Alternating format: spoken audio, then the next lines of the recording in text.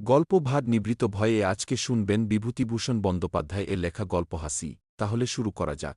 স্টেশনের ওয়েটিং রুমের ভেতরে বাইরে কোথাও অন্য লোক ছিল না, বেহারাটাকেও ডেকে ডেকে পাওয়া গেল না।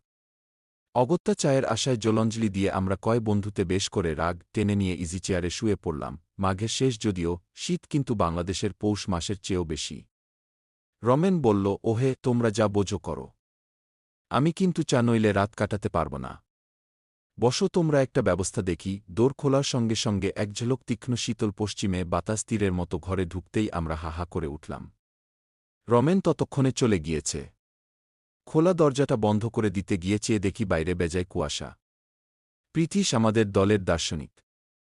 এতক্ষণ সে রাগ দিয়ে আপাদমস্তক আবৃত করে শুয়েছিল। হঠাৎ মুখ তুলে গম্ভীরভাবে বলল, দেখো, আমার কিন্তু একটা আনক্যানি সেন্সেশন হচ্ছে। কেন বলো তো? আমি বললাম, কিভাবে আনক্যানি? ভূতটুত, সে রাগ তুলে ফেলে ইজি চেয়ারে উঠে বসল। চারিধারে চেয়ে দেখে বলল, তা ঠিক জানি নে, কিন্তু কেমন যেন। আমরা সকলেই ততক্ষণে পুনরায় খাড়া হয়ে উঠে বসেছি। সেলিল বলল, বিচিত্র নয়। আমি একটা ব্যাপার জানি, এইরকম একটা স্টেশনের ওয়েটিং রুমে রাত 10টার পর লোক থাকতে পারত না। শুধু তাই নয়, একবার অনেক রাত্রের ট্রেনে এক ভদ্রলোক নেমে রাতের মতো স্টেশনের ওয়েটিং রুমেই ছিলেন। সকালেও তিনি ওঠেন না দেখে সকলে তুলতে গিয়ে দেখলে তিনি অচৈতন্য অবস্থায় মুখ উপুর করে পড়ে আছেন। তারপর অনেক যত্নে তার জ্ঞান হয়। তিনি সকলের কাছে বলেন, শেষরাত্রির দিকে এক সাহেব এসে তাকে ওঠায়। পরে হঠাৎ তিনি পকেট থেকে একটা খুর বার করে নিজের গলায় বসিয়ে এমন জোরে টানতে থাকেন যে কাঁচা চামড়া কাটার অস্বস্তিকর খ্যাচখ্যাচ আওয়াজে তার সারা শরীর শিউরে ওঠে। তিনি চিৎকার করে তাকে ডাকতে যেতেই দেখেন কেউ কোথাও নেই। সাহেবের চিহ্ন নেই ঘরে। তারপর কি হলো তিনি আর জানেন না। সেই স্টেশনের ওয়েটিং রুমের বাথরুমটার মধ্যে এক চোকরা সাহেব ইঞ্জিনিয়ার কি জন্যে একবার ঠিক ওইভাবে গলায় খুর বসিয়ে আত্মহত্যা করেছিল। তারপর থেকেই এই ব্যাপার। আমরা সকলে আমাদের বাথরুমটার দিকে চেয়ে দেখলাম। লুপলাইনের নির্জন পাহাড়ে, জঙ্গলের ধারে, লাইনের ওপারে কেবল স্টেশন মাস্টারের কোয়ার্টারটা এবং লেভেল ক্রসিংয়ের ফটকে দারোয়ানের গুমটি। ওয়েটিং রুমের বাইরে স্টেশনের হাতার পরেই একটা ছোট্ট পান সিগারেটের ও চায়ের দোকান। দিন মানে এমনকি সন্ধ্যার পর পর্যন্ত দেখেছিলাম। তারপর থেকেই আর দোকানির পাত্তা নেই। দোকান বন্ধ করে চলে গিয়েছে। গল্প ভালো করে জমতে নাজমতে হঠাৎ দোরটা খুলে গেল। একটা কুলির হাতে কাঁসার থালার উপর গোটাষ্টেক পেয়ালা ভর্তি চা নিয়ে ঢুকল রমেন। ঢুকেই বলল, দেখছো হেজোয়ার, there is a will, there is a way. বলেছিলাম না চায়ের ব্যবস্থা করবই। স্টেশন মাস্টারের সঙ্গে আলাপ হয়ে গেল। তার বাড়িও আমাদের জেলায়। তিনি বললেন, বিলক্ষণ, আপনারা ভদ্রলোকের ছেলে, বাঙালি, চা খাবেন এ তো সৌভাগ্য। ছাড়লেন না কিছুতেই, নিজের বাসা থেকে তৈরি করে পাঠিয়ে দিলেন। রমেনের কথা শেষ হতে না হতে দৌড় ঠেলে এক ভদ্রলোক ঢুকলেন। রমেন প্রায় খেলার পুতুলের মতো লাফিয়ে উঠে বলল, এই যে মিত্তিরমশাই, আসুন আসুন। পরে আমাদের দিকে চেয়ে বলল, ইনি এখানকার স্টেশন মাস্টার হরিদাসবাবু। আসুন, বসুন। ততক্ষণে হরিদাসবাবু টেবিলের পাশে হাতলশূন্য বেতের কেদারাটাতে আমাদের সকলের উদ্দেশ্যে অভিবাদনের জন্য হাত উঁচু করে গরুরের মতো বসে আছেন।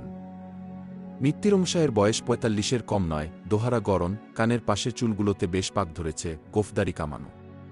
পশ্চিমের আটাজলে বেশ স্বাস্থ্যবান শরীর। আমি জিজ্ঞাসা করলাম, আপনি এখানে কতদিন আছেন মিত্তিরমশাই? আজ্ঞে, এই আসছে ফেব্রুয়ারিতে ১.৫ বছর হবে।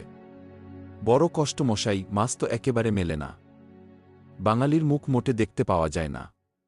তাই আপনারা আজ এসেছেন শুনে খুব আনন্দ হল। উনি চায়ের কথা যেমন তুললেন আমি বললাম, তা আর কি, আমার বাসা যখন নিকটেই রয়েছে তখন কি আর। তা আপনারা কতদূর যাবেন? সব আমরা সাইকেলে দিল্লি যাব বলে বেরিয়েছি। ওপার থেকে আসছি কিনা। এইখানে নদী পার হয়ে ভাগলপুরের পথ ধরে গিয়ে গ্র্যান্ড ট্রাঙ্ক রোডে উঠবিচ্ছে আছে। ভাগলপুরের গাড়িটা ঠিক এখানে কটায় পাওয়া যাবে? কাল সকালে। তারপর অনেক কথাবার্তা ও আমাদের ভ্রমণ সম্বন্ধে অনেক কৌতূহলপূর্ণ প্রশ্নের উত্তর এবং কথিত ট্রেনঘটিত নানা আবশ্যকীয় সংবাদের আদান প্রদানের পর কথাবার্তার বেগ মন্দীভূত হয়ে পড়ল। কারোরই ঘুম পাচ্ছিল না। বিশেষ করে গরম চা খাবার পরেই আলস্য ও তার ভাবটা কেটে গিয়ে সকলের শরীর যেন বেশ তাজা হয়ে উঠেছিল। নির্বাণোন্মুখ কথাবার্তার শিখাটাকে পুনরায় খোঁচা দিয়ে প্রদীপ্ত করার জন্যেই আমি হঠাৎ বলে উঠলাম, হ্যাঁ মশাই, আপনাদের এ ওয়েটিং রুমের বাথরুমে ভূতটুত নেই তো? এ প্রশ্নের পরেই সেলিলের সেই অজ্ঞাত স্টেশনটির বাথরুম ও ছোকরা ইঞ্জিনিয়ার সাহেবের গল্প পুনরায় ফিরে এল। পুনরায় আমাদের একচোট হাসি হল এবং কেউ কেউ এমন ভাবের ভান করলেন যে স্টেশনের বাথরুম সম্বন্ধেও তারা ভয়ের ধারণা পাশেন করেন। রমেন বলল, যত সব গাঁজাখুরি। হরিদাসবাবু অনেকক্ষণ কোনো কথা বলেননি। আমাদের উপহার দেওয়া সিগারেটের চতুর্থটির ছাই ঝাড়তে ঝাড়তে তিনি হাই তুলে খাড়া হয়ে বসলেন।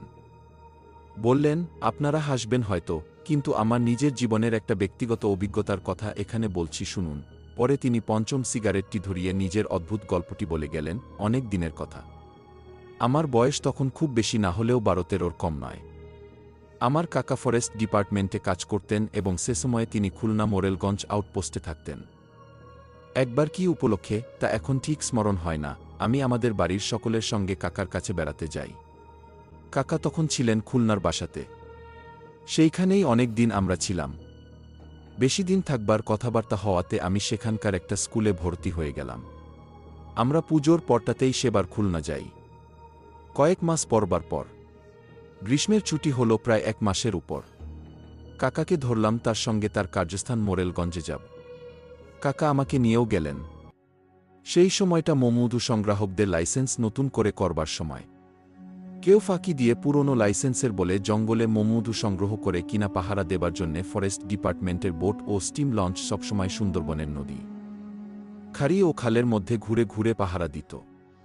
কতবার আমি কাকার সঙ্গে এই সরকারি বোটে সুন্দরবনের মধ্যে বেড়াতে গিয়েছি। আমার মনে এই সুন্দরবনের একটা অপূর্ব স্বপ্নছবি মুদ্রিত আছে। তখন আমি ছেলে মানুষ, সবে 13, শহর থেকে গিয়েছি। সুন্দরবনের অপূর্ব বন্য সৌন্দর্য এই 1 মাসে প্রতিদিন আমার ক্ষুধার্ত ব্যগ্র বালক মনে কি আনন্দের বার্তা বয়ে আনত, তা আমি মুখে আপনাদের বোঝাতে পারি না। আর কখনো সে দেশে যায়নি। অনেক দিনের কথা হলেও এখনও মধ্যে মধ্যে সুন্দরবনের, বিশেষ করে জ্যোৎস্না ওঠা সুন্দরবনের ছবি, অপরিসর খালের মাটির জঙ্গলে ভরা ঢালুপাড়, নতুন পাতা ওঠা গাব গাছের ও বন্য গোল গাছের সারি, খাড়ির মুখে জোয়ারের শব্দ যখনই মনে হয়। একটা জিনিসের জন্যে বেদনায় এ বয়সেও মনটা কেমন করে ওঠে, সেদিনের কথাটা আমার বেশ মনে আছে। সুন্দরবনের সেই অংশটা তখন জরিপ হচ্ছিল। তাদের একটা বড় লঞ্চ বড় গাঙের মাঝখানে বাঁধা থাকত।